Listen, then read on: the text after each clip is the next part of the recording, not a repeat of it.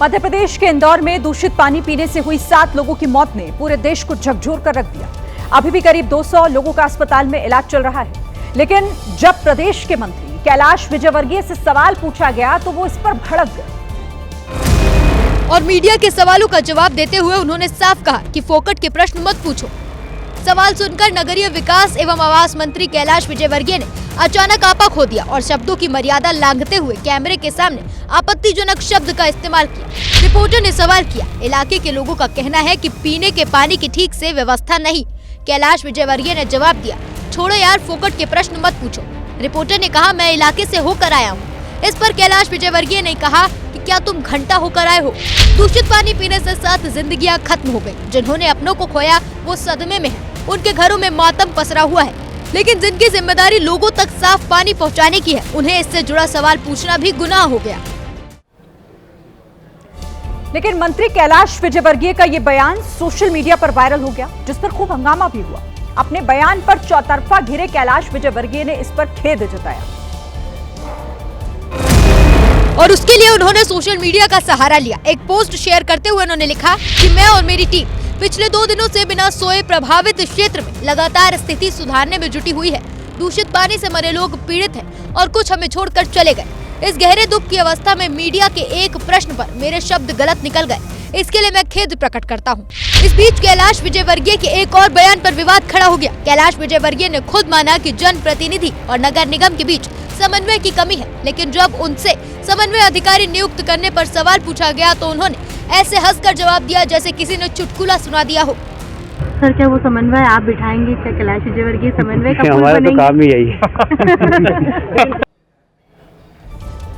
देखिए, इस बीच इंदौर में दूषित पानी पीने के बाद मरने वाले लोगों के परिवारों का गुस्सा बढ़ता जा रहा है। कैलाश विजयवर्गीय अब खुद पीड़ित परिवारों के घरों पर जाकर उन्हें सांत्वना देने में जुट गए हैं। लेकिन इस घटना के बाद लोगों में गुस्सा इस कदर है कि उन्होंने मंत्री जी के सामने ही उनका विरोध शुरू कर दिया। कल भी सीएम आए थे तो उनके चक्कर में उनको वहां से भगा दिया गया है। कैलाश विजयवर्गीय अपने कार्यकर्ताओं के साथ एक पीड़ित परिवार के घर पहुंचे। वहां रोती बिलखती महिलाओं ने कैलाश विजयवर्गीय को वहां से चले जाने के लिए कह दिया।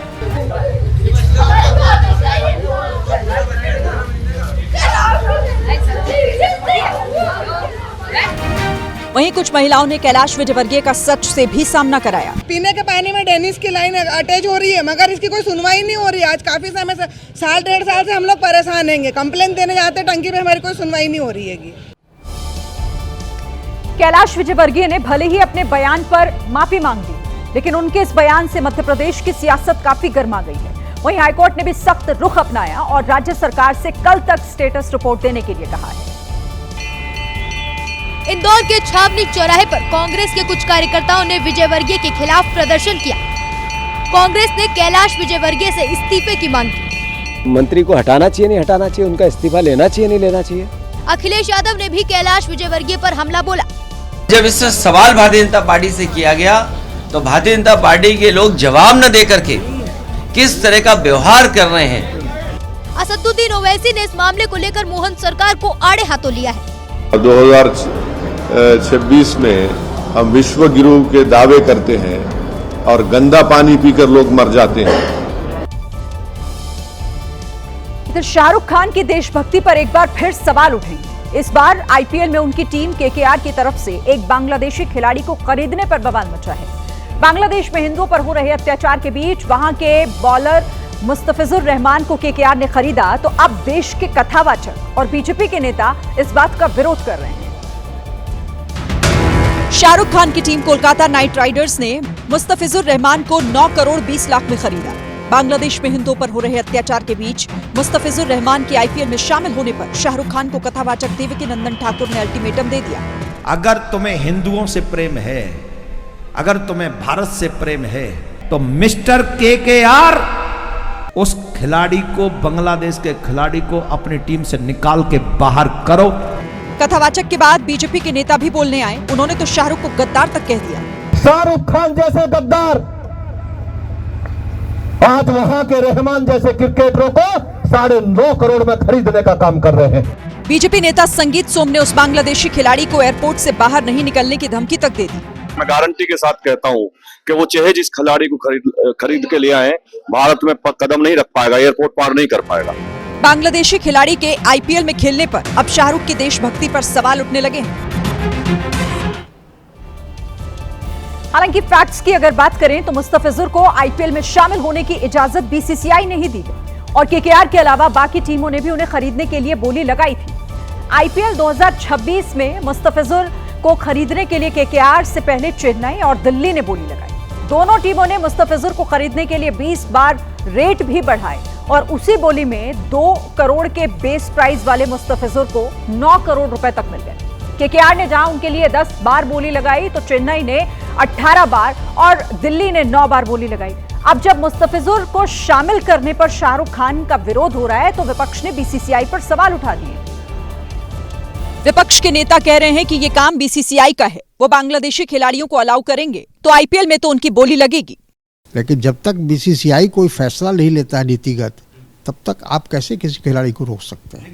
इस विवाद में जय शाह का नाम भी सामने आया। विपक्ष ने कहा वो बीच में आएंगे तो सब सुलझ जाएगा। जय शाह कौन है?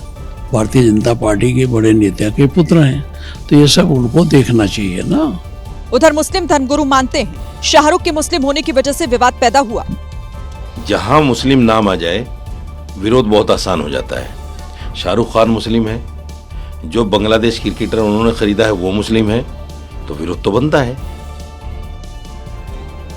देखिए, एक बांग्लादेशी खिलाड़ी को खिलाने पर हो रहे बवाल के बीच अभी तक कोलकाता नाइट राइडर्स के मैनेजमेंट की ओर से कोई जवाब नहीं आया है। उधर महाराष्ट्र के अमरावती में धर्मांतरण के आरोप में 8 लोगों को गिरफ्तार कर लिया गया। हालांकि बाद में उन्हें जमानत मिल गई। आरोप है कि ये लोग ग्रामीणों पर ईसाई धर्म अपनाने का दबाव बना रहे थे, साथ ही धर्म बदलने के लिए पैसों का लालच दे रहे थे। सामने आए वीडियो में पादरी की ड्रेस पहने एक शख्स लोगों को ईसाई धर्म के बारे में उपदेश देता दिखाई दिया। ये गडरियों ने देखा, परमेश्वर को स्तुति किया, करता दिया ना प्रभु जी आपको धन्यवाद, ऐसा बोल के स्तुति करते हुए लोग वापस। इतना ही नहीं, इस वीडियो में वो शख्स एक पैकेट में कुछ सामान लोगों को देता हुआ नजर आया।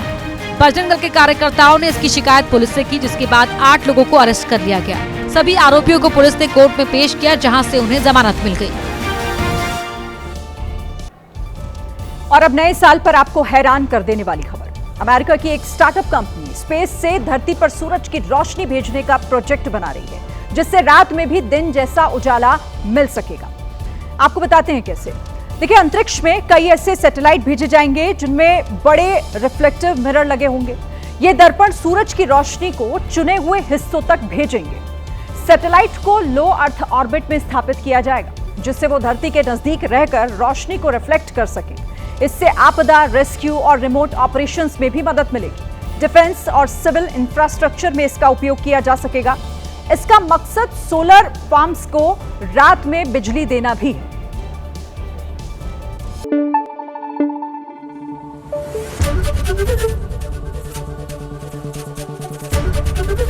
एबीपी न्यूज आपको रखे आगे।